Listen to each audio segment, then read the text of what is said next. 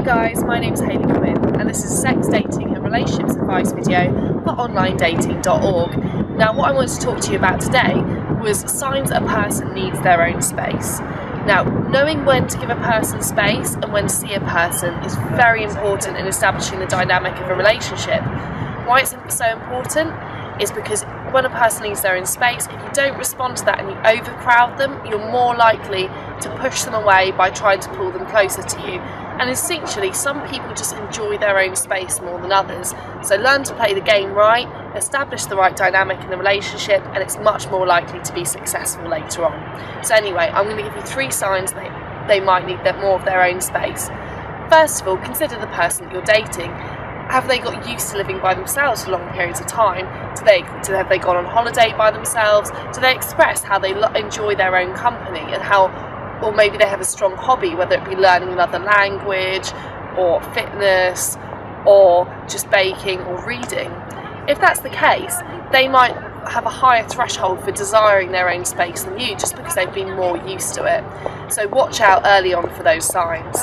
Secondly, another sign that they might want more of their own space is if they actually seem quite restless. Now, if they seem ill at ease in your company, if they look physically tense, if they keep getting up to move and do things, if they're not happy just to chill out with you, and if you get the impression they might be anxious for the date to end, then that's a key sign that you need to give them space.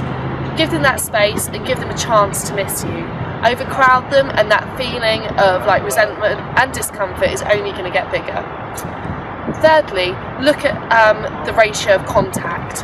Who's contacting who more and who wants to meet up more often? If you're constantly contacting them and if you're driving meeting up more often, and I do this so often myself, then what you're doing is you're kind of making them invest maybe more in the relationship than they naturally would do.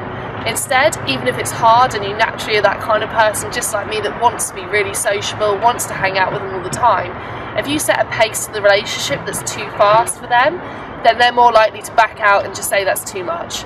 Instead, try and have more time with your friends and let the relationship dynamic evolve at a slower pace that the person is comfortable with. That way you're much more likely to get your long-term objective with them. Okay, so just to recap, 3 signs that they might need or want more of their own space. Firstly, do they have an existing need for space in their lives? Secondly, do they seem restless and agitated in your company? Do they seem more quick to end your interactions than you do?